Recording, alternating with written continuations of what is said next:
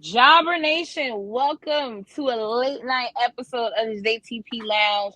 As always, I'm Janelle from HR here with Sir Wilkins and Mr. Black. We got our fam in the building.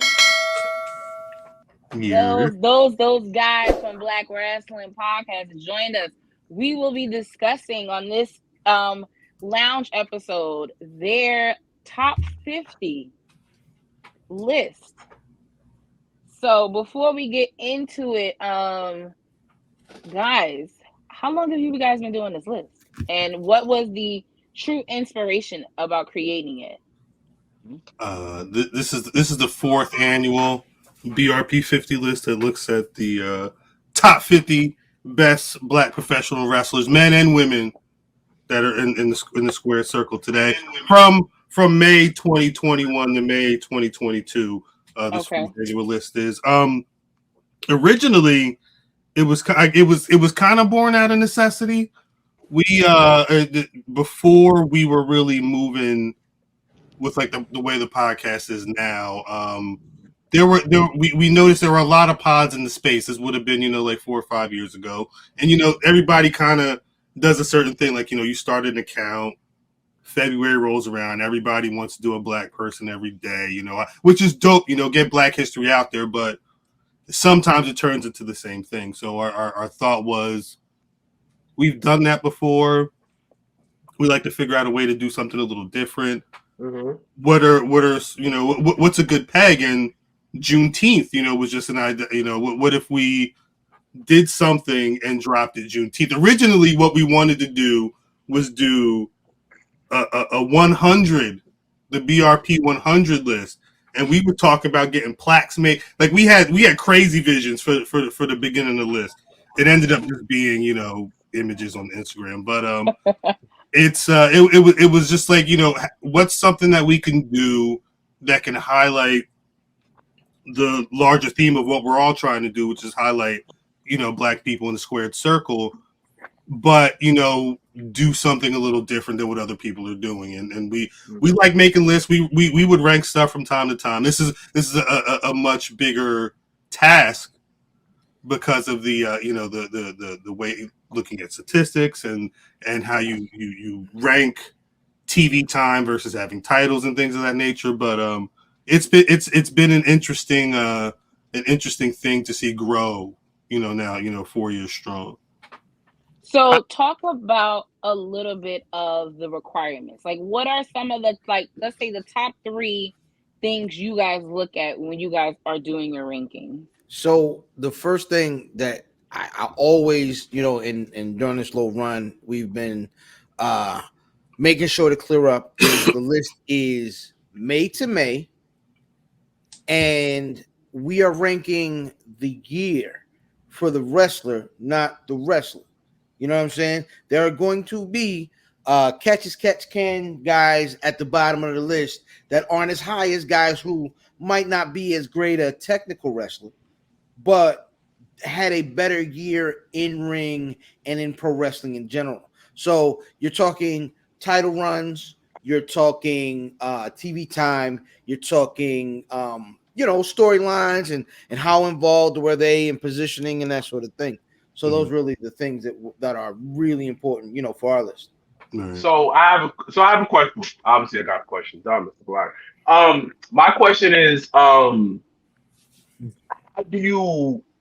I get it, TV time, all of that, but how do you keep it as realistic as possible, as far as just keep it more of a sports element? Because do you count in like the other stuff that may be surrounding, like they have a bad attitude, they don't contribute to the Black culture and stuff like that? Is there like a bias thing? Like, nah, man. Like, for example, let's say the wrestler's name is Black Man Lee Keith, right? Yo, fuck that man because he didn't give me dap, so I don't want him on the list. Are you guys biased like that? Petty like that? Sorry. I will say this. I'll back up for a second.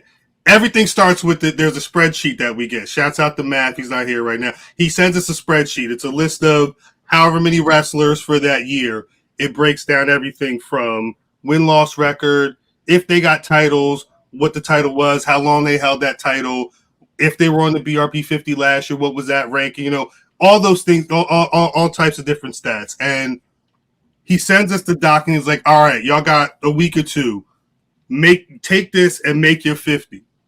So what happens is individually, myself, Fam, Math, Drip, Mimi, as well as shouts out to King Trady from We Love Wrestling. He contributed as well. So there were 6 individual BRP 50 lists that get mashed into the one list, and then and a lot of that it's you'll start to see patterns. Okay, most of us are having Bianca at a certain spot, but you'll see some people, and it's just kind of like averaging, you taking that average of where it is, putting it together, and seeing how everything goes.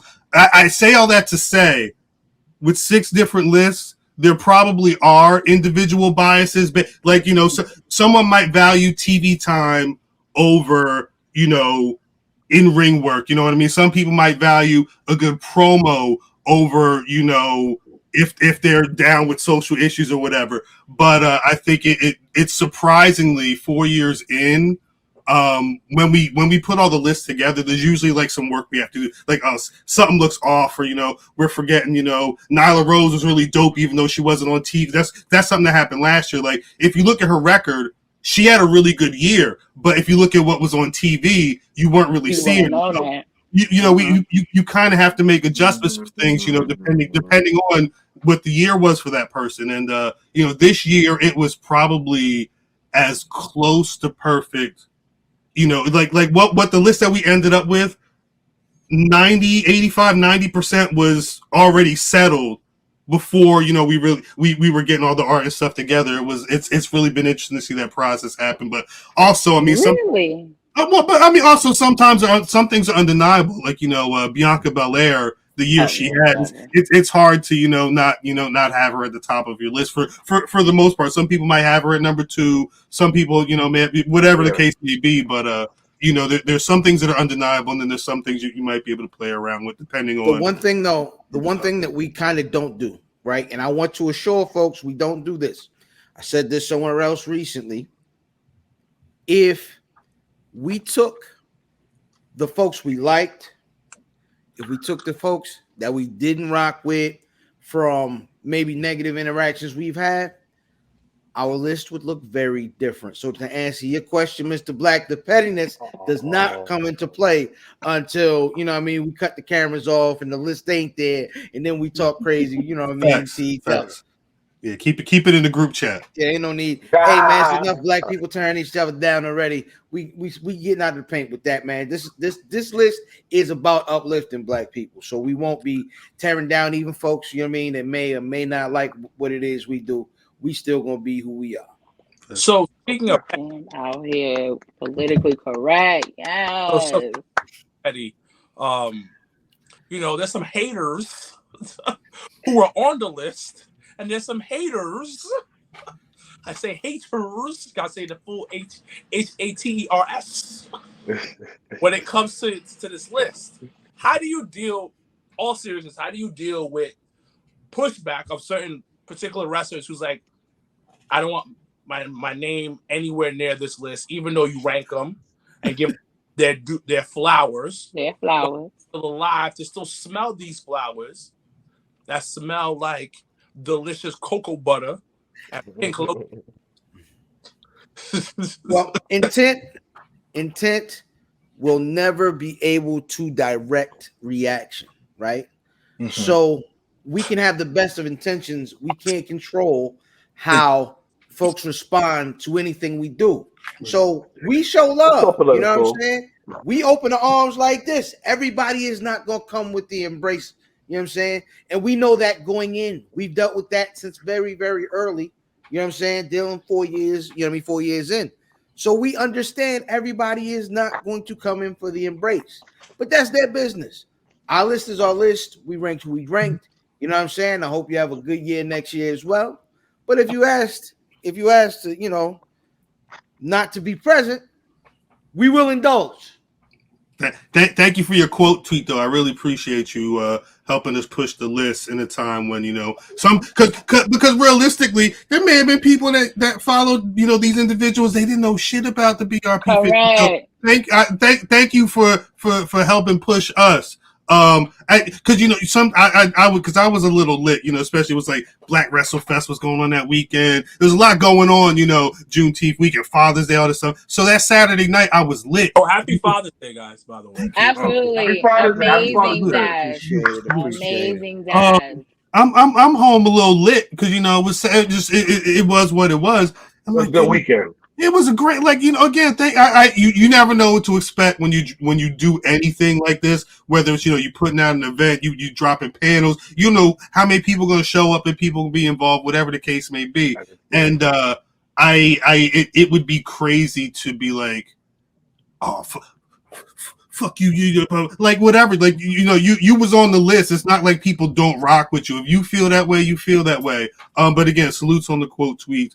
Hopefully, you were able to convert some of your followers to get, because we also got the likes went up. You know what I'm saying? Like it's not like people and I'm not even trying to flip. It's not like there were people who were not under, like, there was so much love, there was so much support from people that rock with us, people that had no clue about the BRP 50 or a lot of the people on that list. And again, I love seeing that. I can't express enough how dope it is for people to be like, yo, I learned something from some shit that we was doing, randomly in a Google sheet, one day. What I mean? I can only wish we could continue to put on independent black wrestlers, just black wrestlers in general, who people may not have realized were as dope as they have been.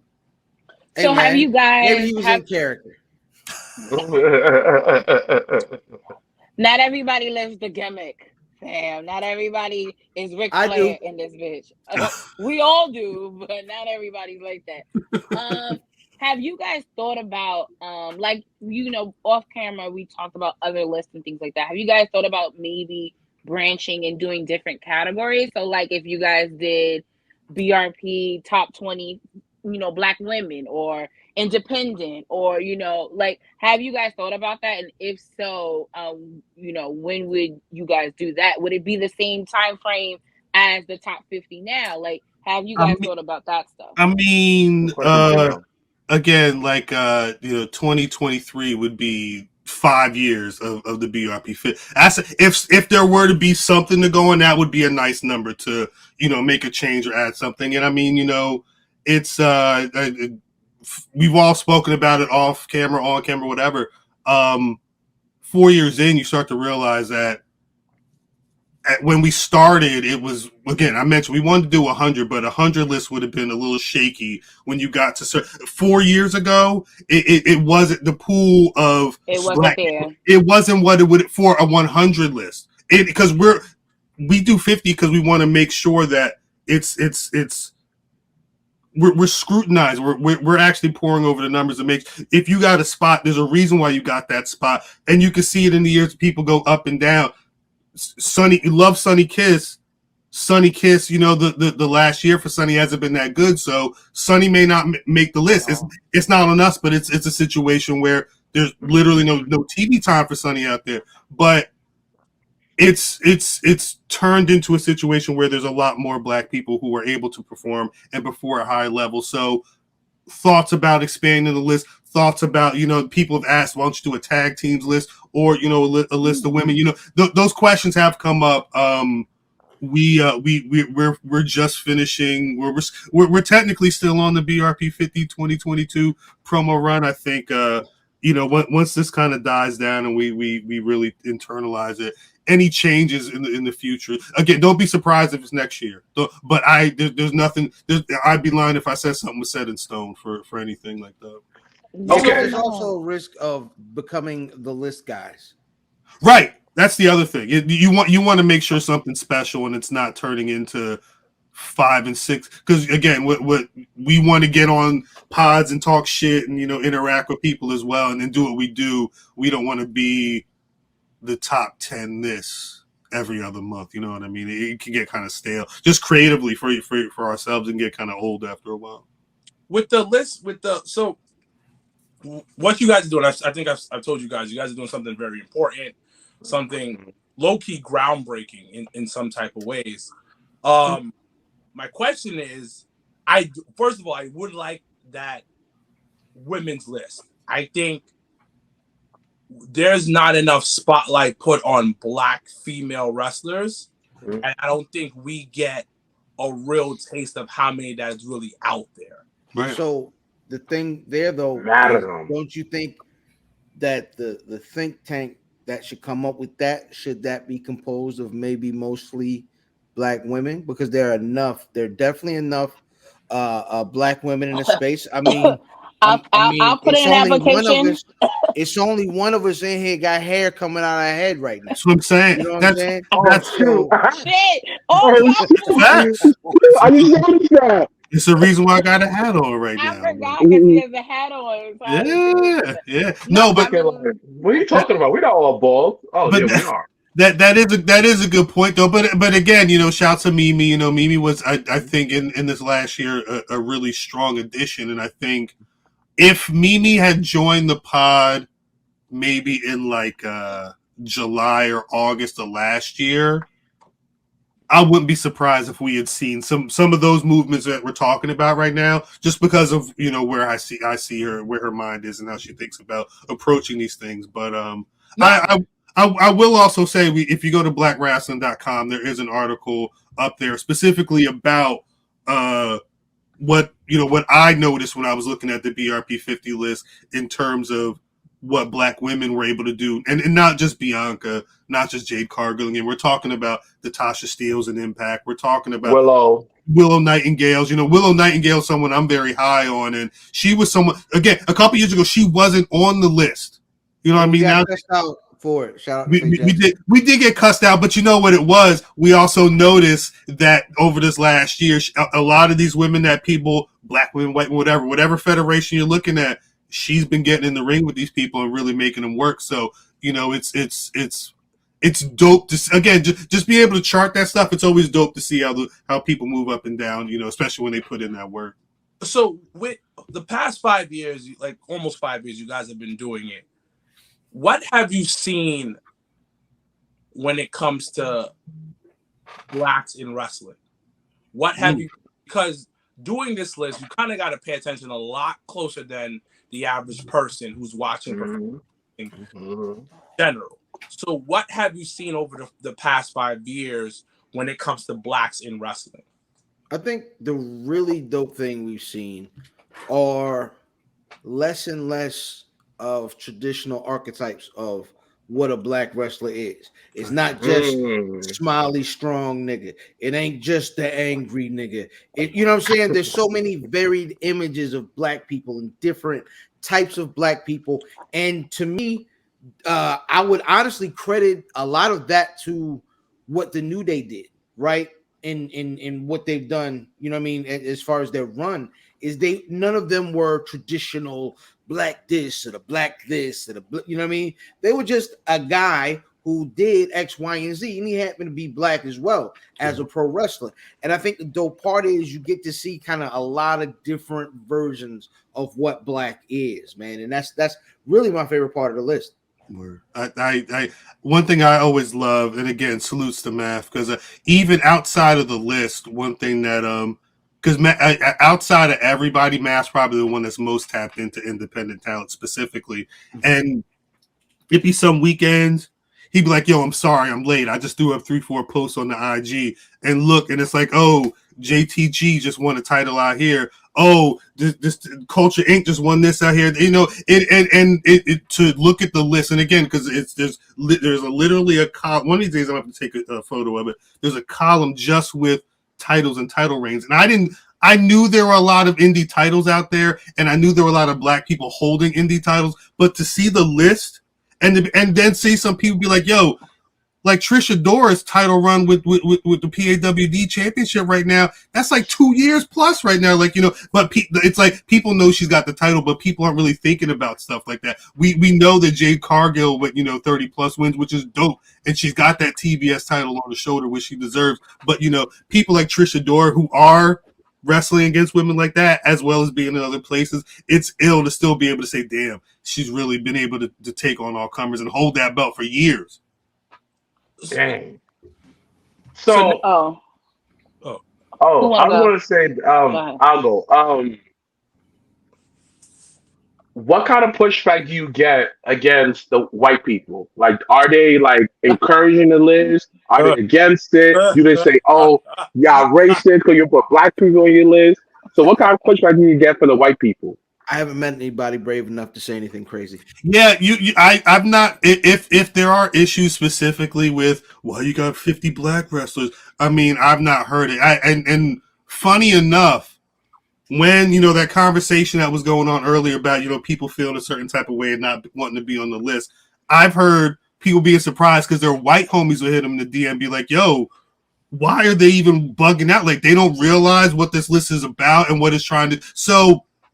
Again, 4 years strong, you'd be surprised with who's paying attention and who's understanding and where those people stand when you have to, choose sides. But again, I'm just a person that, works with some people that looks at a sheet of stats all year. I don't know what else is going on in the world with these people. So, how you guys not take it personal when our own people be like, "I don't want to be on the list"? Because to me, is no offense to y'all, it's just like when it comes to us, we don't treat it as high regards, like the BET Awards. Now it's getting more popping because we put more money behind it. There's more views and stuff like that. But in the beginning, niggas was not dressing up for the BET Award. It was just like if niggas was about to go shoot CeeLo, about to smoke, and that's it. It wasn't that serious. So how you guys take that when like somebody like let's say again wrestler Keith Lee Vander, he like, yo, this is my nigga, he's nice. And he said, take me off the list. How you not take it personal? How you not enjoy him on television? And you try to give him flowers, but he rejects it. because he wants to be a hoe. Swerve. I So I don't give a I, fuck. I know where we are, but I used to work at Complex. I was almost 10 years at Complex in my life, and I've not only have I written my fair share of lists, but I've had my Twitter mentions being flames over lists or things that I've written. Like it's just kind of like part of what you got to do. You know what I mean? If you're putting your opinion, your voice out there, if at my big age. If I was on some like, damn, these people don't agree with me type shit, then I would need to be, sitting with them, listening to, other people, who had the balls, just to put their opinions out there. But I will also say this, because Black, I think you made a good point there, in terms of the BET Awards, because that's how a lot of this stuff is. And it's the one thing that kind of pisses me off sometimes about the list. It's, Rome wasn't built in a day, right? And I understand that the work that we're doing right now, it's important, it's way more important even than we probably realize, because it's not for us. It's for the little kids at Victor Perry's wrestling club who every week are cutting the most amazing promos. Those kids want to be people. But I also know that I have to be patient because shit takes time.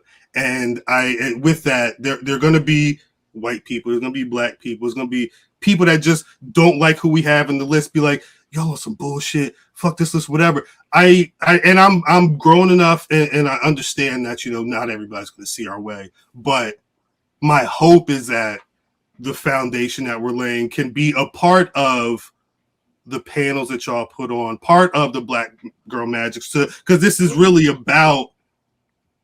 I mean, this is new media, you know what I mean? Like, we didn't have when we were coming up as pro wrestling fans, we didn't have black people like us who understood pro wrestling, who can put together shows, who can interview people, who can run podcasts. Like these were just fantasies for us because we didn't see ourselves out there. So we are all a part of the push to change this shit for us.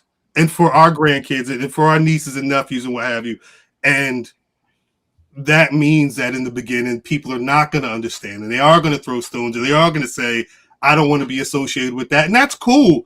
I take notes, but then I keep it moving because, you know, we got to do Jobbertears next week, and then we got a show to do on Thursday, and there's the pay-per-view Saturday. Like the train don't stop, and I see where I'm focused on where we're supposed to be going. Fam is too. Everybody is. So it's a thing where we're worried. We're looking towards that, and we're not worried about, you know, the rocks or the tomatoes that people throw, because that comes with, you know, putting yourself out there. It is what it is. Hey man, and shout out to y'all for being part of the change in the new media. You know what I'm saying? And Janelle, you know what I mean, league on a referee. You know what I mean? Everything y'all are really y'all really capture the direction and the things that we are whole spectrum holding dear, because it's gonna push us forward, and kind of we have to validate ourselves. Facts. And I will say this to any black worker out here that wants to come down. Listen, what we're doing, our purpose is really to validate ourselves so that we can validate y'all, because that PWI, them they're not going to shine the same light. You know what I'm saying? And they can't, because they don't have the same experiences. Right. So it's not even a slight. It's not a diss. Yeah, it's just what it is. Yeah. You know what I mean? There, you know, it's just like these companies have to have these need to have these voices in the room. They don't have them. To be able to tell proper stories from other perspectives other than ours. So we have to tell those stories from our perspective, but we have to be validated first, and we have to validate ourselves, because no one else, you know what I'm saying, old school, will. So let's take it a little bit back. So we know that number one this year was, of course, the phenomenal Bianca Belair. AJ Styles? Oh. I think the same thing. Listen, if y'all had put AJ Styles on it, I wouldn't have complained. I'm just gonna put outstanding. But we'll see what happens in 5 years. It'll be one white person can make it. Who's gonna make it? I think you should have a bonus. The white VP. The white Mike Ward. We'll work on it. So, I mean, the one white person this year would have been Cody Rhodes. The one white person this year. Wow. Oh. That's an interesting conversation. Well, wait, white privilege pick. What would have been your white person that you would have put on the BRP 50 from this past year? Me? Mm-hmm. It would have been Cody, of course. Cody Luther. It would have been Cody? Cody has been pushing culture for a very long time. His biracial child was supposed to end slavery and racism in America. I mean, to be honest, too, time and stop slavery. Seth Rollins has been out here. Niggas love running. Seth Rollins. I'll tell you that much. Niggas do. I'm not gonna hold you. And then now. But he don't count. He's Spanish, so he don't count. Oh, no, he's adopted. Kobe Lopez. He's adopted though. Kobe Lopez is not a white man. Kobe Lopez is definitely a white man. I hate you all. But going back to my question, who can you guys let the viewers know who were your number ones the last 3 years? And then the follow-up question is, who was the biggest jump from last year to this year? Wait, hold up. You be asking questions. I think Willow was the biggest jump, right? Willow was a big jump this year. Actually, let me get fun fact. Bobby Lashley was number 2. Two both get back to back, which is interesting too. I also want to ask about your number 9 because that's very interesting, and I very much disagree. But you can answer my question first. Oh, all right. Well, Khal's looking it up. So what's wrong with number 9? Yeah, what's Scorpio Sky's number 9? But again, I want to say, like y'all asked earlier, no bias. Mm-hmm. It's not a bias. I'm saying collectively there is a people feel a way about certain people, but you can't deny certain things. It's not a bias though, but for Tasha Steelz to be the first woman to ever win Ultimate X and not be ahead of that nigga, I'm just gonna Blue. She made history. I want to know what that nigga did. No, you're right, but again, this is history. First ever Black TNT champion. But the thing is, this is where certain things come into play, though, because some people might take the fact that she did that, but maybe it was a lesser of an impact because she was on Impact, no pun intended. And it's not. I'm saying it's not. It's only seen by certain amount of people compared to Scorpio Sky, and then he also have like a Scorpio Sky having that win-loss streak that's on YouTube. Come on now. I'm just going based off of what happened when 6 people. I had my notes, so he was on the top of that note, like number 9. Hey, Wow. again, it's well. Let me look at his official stats because he was also 20-4. Yeah. You know, the 2-time TNT champion, a black guy. He's a black because Cody Rhodes wasn't letting none of them black people win the TNT championship. I mean, because there ain't none over there. So who was he wrestled all of them? He beat him. That happened. That was the last time. Cody was beat niggas. He beat all of that whole summer. He beat all the niggas. The one I remember he beat was Dante Martin, and that was He beat the English nigga, the boxer. He beat all them niggas that summer. Yeah, he was. So that wasn't his fault. Hey, Ricky Starks. He beat any black person he faced while he was champion. He lost to. He got beat by Sammy Guevara. He thinking about all them arguments he was losing at the house. He was like, "Oh, all right, I'm gonna get back to y'all." Watch. Oh, fuck me. All right. Is Sonny available this week? Fuck me. All right. I'm sorry. So what do you guys have you guys ever thought about releasing that 60 to 69? You mean after the 50? Yeah, there is an after the 50 salutes to We Love Wrestling. This is it's kind of on the low. Because I'm intrigued to know who was well, I guess 51 to 69. Well, let me see. 51? Again, that's the thing, and I mean, I'm trying to see because there's a lot of people who were like Carmelo Hayes. You know, there were people who were Willow Nightingale who were after the 50 in previous years who then made the jump to the main list. A lot of people that you see bubbling again. I don't know when it's going to drop. I forget when Terry said it, but it's going to be dropping soon. This year's after the 50. Again, salutes to We Love Wrestling. Subscribe to them. They'll probably have a video ready for it at some point. We Love Wrestling is like the XXL / unsigned hype of like facts. I give Terry that. Terry will get on a plane and go to Texas and go back with no problem. Catch a red eye and everything, yeah. Shout out to the homie Trey. We spoke about the present with you guys, and we also spoke about the past. What do you see the future hold for professional wrestling when it comes to black wrestlers? Because in my eyes, this is something I legit feel 20 years, maybe even less than that, is going to be like the NBA. Yeah.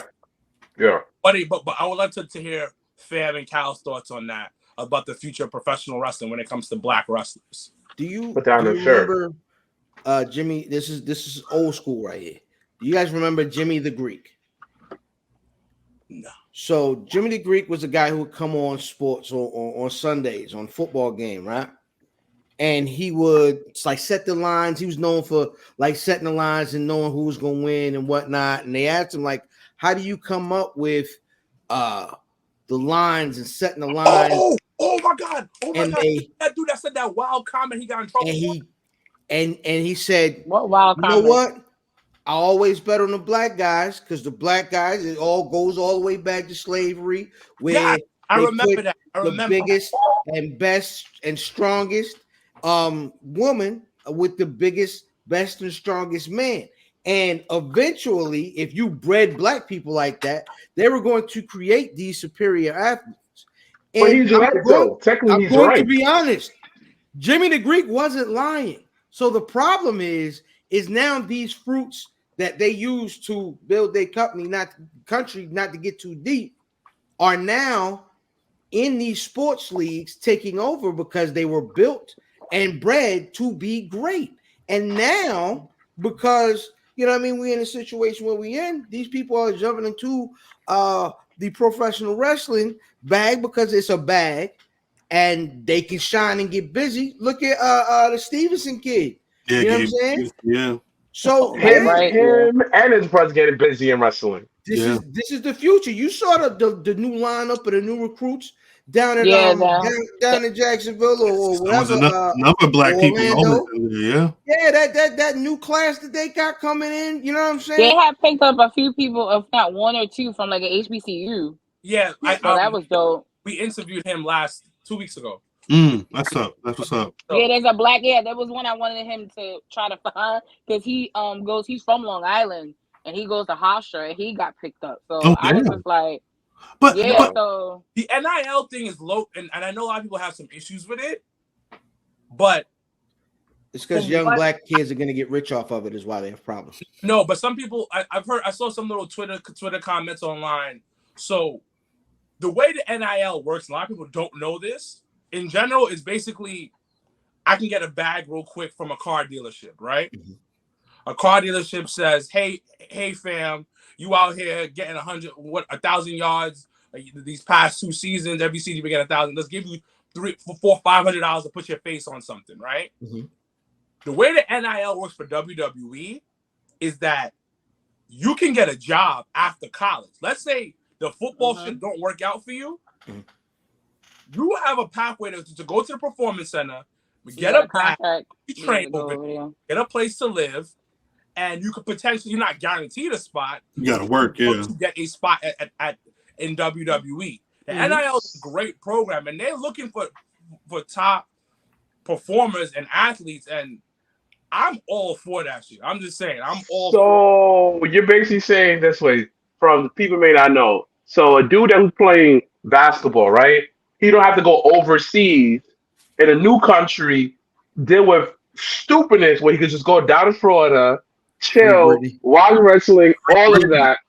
So my thing is this way. It seems like the smelly wrestling fans don't see the bigger picture. At all. I don't see how is that a bad thing if we get these athletes. The thing though is when you don't think out, when you're kind of in this narrow box and you're so used to what it was 60 years ago, it's hard to see what something new and no one likes. Everyone has an issue with change at the end of the day, and because it gives people that look like us this equal opportunity, then that's when it becomes a problem. Mm-hmm. So that's what it boils down to. But again, that's why it kind of goes back to what we were saying earlier about what we're all really doing, what the bigger picture of what we're all doing as creatives, as content creators, in the various spaces. We have to be that change. You know what I'm saying? And in order for the future to be a certain, because we're at a time right now where we talk about these superior athletes. We're talking about Bianca Belair. We're talking about your Jade Cargills, your Montez Fords. You know what I'm saying? There's a lot of people that your last legends. There's black people that are on the come up right now that are able to do things, Dwayne Martin, that other people just aren't. Chris Bay, that just aren't able to. They can't even fathom. And it's not just, oh, I'm the best flippy motherfucker out here. Or, oh, I'm the best promo out here. They've got it all, and then they got swag as well. You know what I'm saying? Like it's at a certain and at a time. I don't want people to be a little shaky, but at a time where they're officially saying that hip hop is the number one in all music genres right now. That's why they tried to push a hit row. They smelled that in the air and they was being reactive, but it's going to be people that actually have that in them. You know what I'm saying? Like, because speaking to Bianca Belair, it's not an act. She's not putting on anything. That's why everything is saying that is she's so unapologetically herself. She's just being Bianca. It just so happens that that's a braid and her making her own swagged out gear for herself and her man and doing the damn thing. Just she's just being herself. It just happens to be that shit is cool. If she could just come up with like a little something better for Dawkins, I just think it would be really good. He might be bullheaded. I don't think they should give him some. Like a singlet, I don't know. Her man is very accepting of like change, and he's very adventurous in his gear. And Dawkins, he's got 2 headbands. Dawkins dressed in ring like he going to get some coochie. Like, you know what I'm saying? Like he got this ball shorts. He's going to get coochie after he played ball. That's how he dressed. He just like he's definitely married. He definitely married as fuck. But I'm just saying. But that's how he dressed. He dressed like, look, all right, sure. And one ball shorts. But I'm not going. I think he doesn't want to take her advice because he's married and he doesn't want to. Maybe his wife needs to be telling him how to dress. Maybe he needs to her. He needs something. He needs some. He's not paying attention to somebody, whoever it needs to be. He looked like the Black Eddie Kingston. I don't want to. No, he does look like the Black Eddie Kingston. He's going up there. I can't see it. I can't see But it. he don't. I can't He don't see it. have. But he don't have the swag though, so I can't really. Do me a favor. Wait, Mr. I'm just Black, talking about the fit. Like Eddie. Yeah, I was gonna like say Eddie Kingston. Do me a favor. Eddie Kingston come out in Tim's. I can vision. Go watch Forbidden Door because Eddie Kingston he had the singlet top on. Put some and1 ball shorts on that and a headband on. That is Dawkins. That is just his carry-on outfit because he knew he wasn't fucking with anything in that room. He was not fucking with one. Oh, Eddie Kingston. Yeah. No, that's his everyday. That's him on the block. That's my biggest thing with AEW, bro. Like, they gotta learn how to dress over there, and I'm talking about across the board. They got the baddies.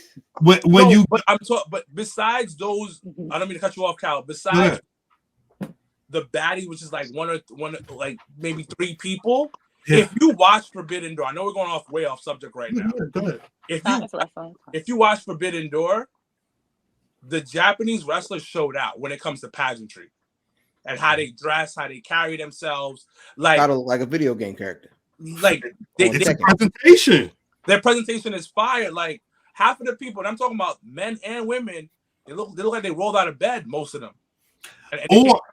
But you know, because the other thing is, and it's really indicative of like hype beast / sneaker culture because it's all about what's on your feet. Like the AEW locker room, they say they're the big Young Bucks, they all got sneakers, but when you watch Dynamite and you watch damn, I feel bad. But if you watch like the Jericho Appreciation Society, watch how Daniel Garcia, like he'll have whatever, like, panda dunks or whatever, but the rest of the fit, it be like the tight singlet with some white jeans and then like the Kangol to the back.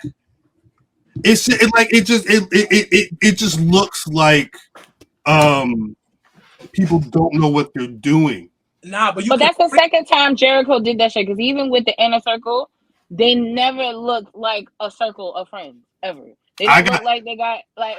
I got shit when I said that was what the Hit Row looked like because they would have colors, but their fit, like even if y'all not going to dress the same. The boys said that we had an episode. They said it was wild. Literally, they said the same thing you said, Khal, and like maybe 2 weeks after that, them niggas whole shit switched. They switched it up. Each other like. They switched it up. I see y'all thought about. I got blue on my shoes. He got blue on his shirt. Like you can see that they really they made some change. It's pageantry. That's what wrestling is about. Like, and I don't think people fully understand that. And I think, which is the beautiful thing about Black wrestlers, we understand fit because we used to get made fun of when you were a kid. You getting made fun of if you're fit on the bus, in class, in the bathroom, anywhere. If the sneakers don't look right, your pants is a little too flooded, you gonna get Jones on, and that'll be you. Oh, look at Terry over there with the high water. His pants will be down to his damn ankles. Look at him that's high water Terry over there. 20 years later, it is what it is. But the thing about it is, I'm gonna say it this way. I'm gonna say this from what I noticed. When I'm with my niggas at Dirty Heels, we dress, all of us dress. The thing about wrestling fans is they don't care about fits. So a lot of them become wrestlers. Because when I be in the locker room, I be looking around, I'm looking like, bro, why you dressing like this? Yo, I be putting up the ring, certain people I see around, they look like they rolled out of bed. So when it comes to wrestling, is you don't get kudo points to dressing fly because there's not much of us to really understand that. For example, I don't care what anyone says. I'm not being biased. Just fuck it. Seth, talking about he's a drip guy, whatever. He got that from my brother. Somebody probably showed him it and said, "Yo, Seth, you should call yourself that." Cool. Because nobody was not talking about drip like that until my brother mentioned it. But also, no white boy, none of that. It's also a culture thing because Mexican wrestlers are the best dressed wrestlers in the world. Papi, inside and outside of the ring, because they will spend money on their gear, and that's another thing. Sometimes, like I have to get on certain people is like how that's why like people didn't understand when I used to talk about Ember Moon's hair. it wasn't because of her. It was because you are a representation on real live TV of a person that looks like me. So you out here with your Thanks, edges not laid and your yeah, head shaved on but one her side. husband is the king of the black girls. But wait, Listen, that's Janelle, irrelevant. We don't talk about him. but Janelle, In my eyes, she's not married. I like that you said that because when I worked at certain, like I used to every week we would go like live on Facebook, just talk about whatever is going on, movie, TV, whatever. I did not I could not have the same shirt on in two different episodes. I wasn't getting a fucking garment stipend, another shit, but I knew, oh damn, I gotta record Thursday. I wore that last week. Let me put this to the back of the line or whatever. Oh, But yeah. and I know, Did you almost kill yourself? that's what happens when real talk comes in the air. Just the shit just happens. Nah, but that's just like I know the fit that I wore at Black Wrestle Fest. I bet a damn sure I have none of that on if you see me at Black Girl Magic and see me at another Jobbertears event, right? Because it is what it is. But there's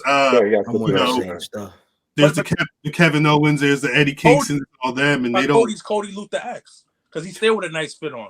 But that's old school. That's Dusty Rhodes' son. His daddy taught him. He's cut from that older cloth. He's not with the cats now. They don't really.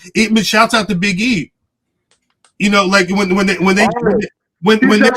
just tripped up the game hard. You have to. But that came with. But it was crazy because like it comes with right before he won the title. Everybody will always talk about how he just played games and he can't be taken serious. And then when him and that Paul Heyman thing happened and talking smack, and then after that, and then when he won the championship, you ain't never see that nigga outside of that ring without a suit on. This how I know I'm not crazy. I did see that nigga with that. Call me crazy. I'm sorry. I did see that nigga with that Cat Daddy outfit on IG. Don't. Yeah, it was funny. That was funny. When he had a couple of them. He said the boxing thing. He was suited and booted. Well, you seen what was next to him at that boxing thing. I understand why he got right. But the thing about it is also the one thing that, and I'll say this 1,001 times, is when you don't come from money, right? Like Vince didn't come from money. You start noticing like I gotta look fly all the time because it's whatever. He understands pageantry. Difference between, I said this before, Tony Khan and Vince. Tony Khan came from money. There's no consequences, action, none of that. Nobody will make fun of Tony Khan because guess what? He'll get his daddy to probably sue you, and after that, hire something like that. Is that why he was hugging niggas like that? Because I wanted to hug him kind of like that. I was upset. Right, Tony Khan is socially awkward. He is what a lot of wrestling fans are who don't watch. He is the cult leader of niggas who don't watch in wrestling. Tony Khan. Vince is like us. Yo, you may not be the best wrestler, but your drip is on point. I can advertise you. Like, it's true though, because look at it. You think that no, for real. You think that Vince will let Garcia wear that stupidness? No, you're right. Here you go. What the hell you wearing?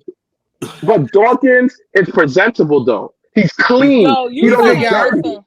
You gotta just have a one-on-one convo with him at this point. Like I seen him. I bigged up him. You know what I mean? And the nigga had. But you didn't tell us that. You didn't tell us that. He had old dog slippers on and a yellow hoodie. I said, you know what? You at the bar. He had the thin hoodie with the blazer on. But where's he from? That's also what you guys got to think. He's from the Midwest. That's why. He's like from Ohio. All right. I know some niggas from the Midwest. Yeah, shit. We love wrestling. Yeah, he's like and Terry ass wear clothes bigger than him. So I love him, but we be like, Terry, you are true. It's true. Where you don't listen, we're blessed because we live in New York. A lot of people in New York and in New York, Baltimore, and that whole area, we understand flyness. People understand that's an advantage. So us coming to wrestling, we look like the outcast. Look, you know how many times I be at wrestling with me, Bo for the Dirty Heels, Kofi, and niggas just grill us as like, we don't want to talk to them because they think that we a bunch of hood niggas. I mean, you is. Wait, What do you? I take that back. But we're like You the friend it good depends niggas. on how drunk you be black. 'Cause- Yo, but that's why I'm drawn to. You know what I right? mean? No, that's When that real shit. It's real. But it's also they're from a different place. Like I always will say this: anybody out of the Northeast, for the most part, still dress like it's back in 2005. Facts. Yo, I be seeing it. Yeah, I be seeing it. I'm not wearing no fitted clothes, or I look like wearing a medium. So Not wearing 2X. Nigga. It took a while for a lot of cats to be like, you know what, maybe I don't need to be wearing baggy jeans, and then sometimes they went a little too fitted. It's you can't put your cell phone in your pockets, but some of them don't.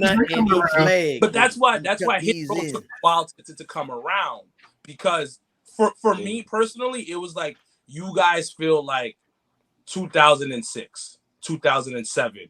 2020, this is in 2021 for me. I get what you guys are trying to do, but then when they finally came around and started really doing stuff, now it's like, oh, this feels like modern day. It doesn't feel like 2005 and 2006, like niggas is doing a Soldier Boy dance. Who was the rapper that was it Lil Uzi Vert was at the AEW show? I have no idea. Tony Khan wanted him to perform. See? Yeah, See? his party book was too. But that's not even his audience, so that would have been weird. It's not. But it speaks to how because like he may like Lil Uzi Vert, but he don't realize that just because you like Lil Uzi Vert don't mean that Lil Uzi Vert's trying to rap at your wrestling show. You want to see wrestling. I dare you to ask Tony Khan 5 Lil Uzi Vert songs. Listen, I'm gonna be honest. I would fail that test as well. But you know what? I would dare me to ask him anything. I would love to have a conversation with Tony Khan. Me too. It's one of if you're talking outside of, I don't want to say the next media thing. The next media thing he does, he should do it in a room with a bunch of niggas. Yeah, or as he would say, black and brown people. Like let's let the scrum look like what AEW, the diversity and inclusion. You know what I mean? Because I know it's a lot of so it's a lot of people that look like a lot of people that I've seen talking about pro wrestling over. I think what they've done is they've decided and they've peeped the folks, because they're folks that definitely are big AEW guys, and I think they've identified the black contingency there, and they have attached themselves to them. So I think they found their folks that validate their inner quota of blacks that they need to speak to. But they've attached themselves to some folks, and that make them feel like they are doing what they said they were going to do as regards to diversity at the beginning in their inception. Yeah, I think it came out of rap album, so that was good enough on Black History Month. So. Yeah, and that was tone deaf. No, it was Black History Month, and they said, "Yeah, get a mic to the niggas." No, and then on top of that, he ends up just grouping all the niggas together and thinking that's just gonna help us. That's just gonna keep us quiet. They did do that on the pay-per-view, didn't they? Listen, I'm a big company. I'm gonna control the narrative. All companies do that. You know what? I look at shit from the business point. It may not be right, but you know what? I'm gonna control the narrative of how I want things to be. I can't put a bunch of other people who don't agree with what I do in a room and make me look foolish. Yeah, but you know what? But you know what that means, right? How do you grow from? Like, how do you grow? Because that's the problem, though, right? That's the problem. That is the problem. And the thing is, they don't see that yet, right? And they don't see that you have to get challenged, you have to get pushed. Because the thing about it, we have people on. You guys have people on your show. We have people on our show. It's like that challenge is what we're saying, and you want to have those conversations. You want to understand these different points of view because that's how it grows. But a lot of times, big companies want to control a narrative that they have. Like, so I'm gonna bring only these types of people in here because that's on payroll. They follow my vision that I'm they won't embarrass me. I'm gonna invite them to the room because they're my friends and they won't embarrass me. So And yeah, and I'm not mad at it. I'm not mad at it at any type It's of way. sound. dubs. I Sound don't care. business. I A personally dubs. don't care.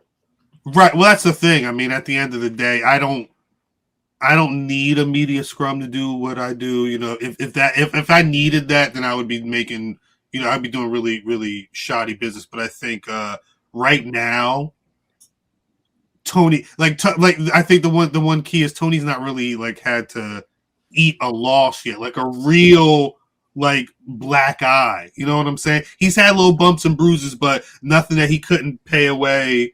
You know, Yeah, he's been able to maneuver well. away. But there's a lot of people injured right now.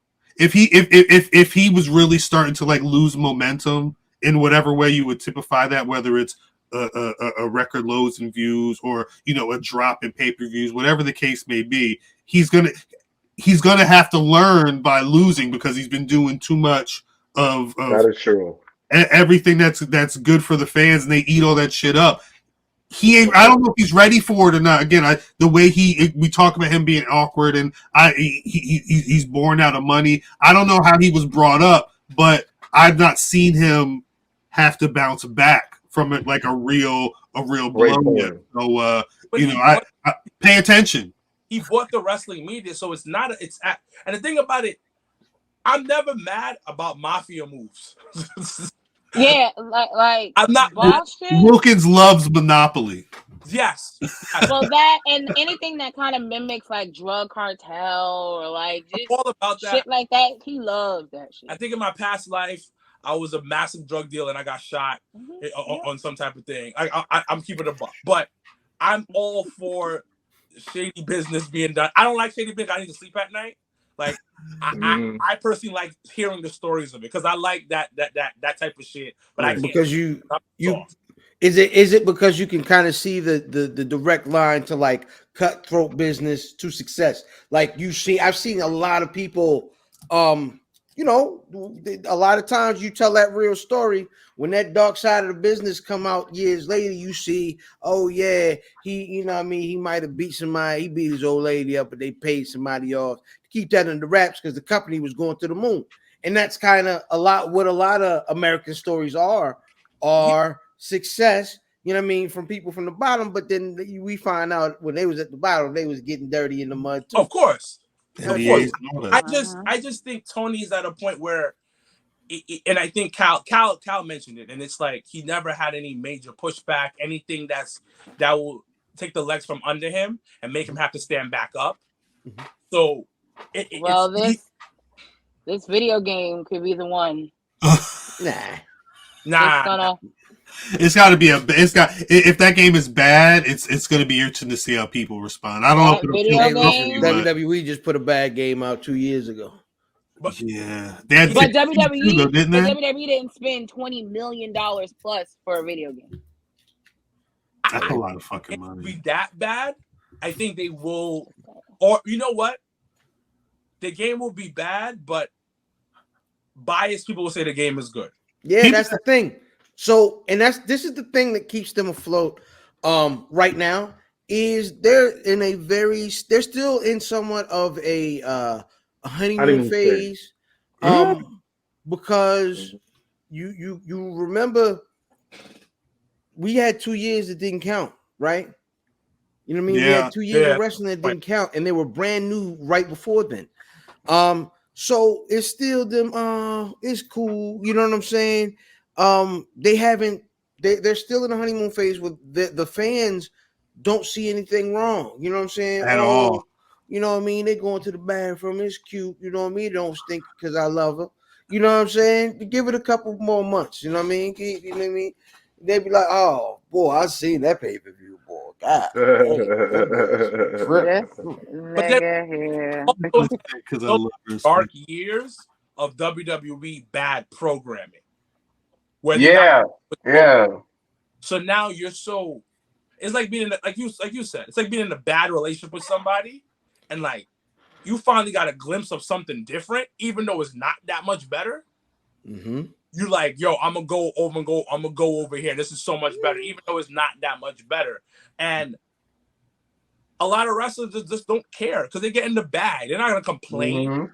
I'm working 1 day a week, if that, and I'm making either the same amount of money or I'm making more. Tony Storm barely works, Right. and she kept her OnlyFans. 80% of the niggas on that roster barely work. So Yeah. So, just gonna throw that on the table. but the thing about it, with all these injuries, this is actually a good time for him. I got mad people in the back. You gotta step up. Hey, That's which great. one of y'all got the voodoo doll for the wrestlers? Yeah. Which one of y'all is at home just like you know somebody's at the house back. Somebody did. I would have never done that to Cody Rhodes. Let's just put that on the table. I wanted to rip do his that. titty off. But so this is good stuff though. This is good stuff because this is like regular sports. Y'all follow regular sports, like people going back and forth. I might go here, and then now you gotta see who steps up to the plate. Exactly. Yeah. That's what people were saying about Orange Cassidy on Sunday. Like, that's one of those. Oh, that's match of the night. But really, they got busy.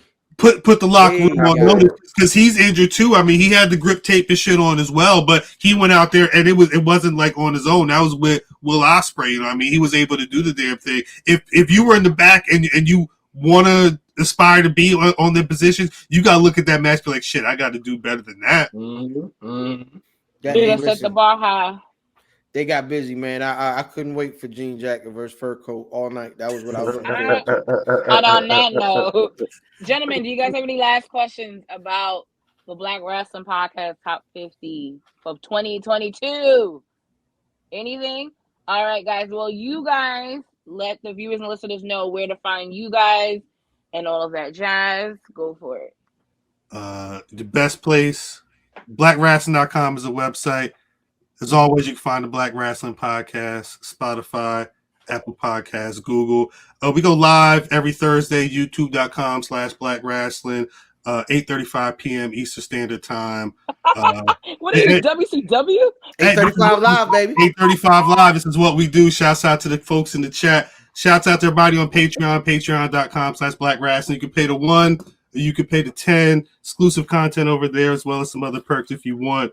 Again, at Black Wrestling, Twitter, Facebook, and Instagram. I think that's it. Hey man, hit that goddamn YouTube. Hit that YouTube. Hit that subscribe. Look, he's like, that's where you make the money. I mean, we right there. We right there. It's so close you could taste it. Yeah. Well, guys, make sure to support them in their quest of getting some coin out of the YouTube land. But once again, thank you guys, and once again, thank you guys for what you guys have contributed to the community as well. It's once again, we're all in this journey together, and we have our highs and we have our lows. But doing things like this and giving people flowers while they are still here to see it should not be taken for granted. So anybody that don't want to be on the list, respect their wishes, but respectfully, they should shut the fuck up. But all right, thank as you. always, I'm Janelle from HR. Here, Mr. Wilkins and Mr. Black, and of course, our brothers from the Black Wrestling Podcast. Thank you guys so much for joining us. # Black Excellence. # We Are Out. You go with rolling, no need to focus. Traveling states and over oceans. You gotta wait till your coast chosen. Trying to have lines outside the show like Harry Potter releases at Barnes & Noble.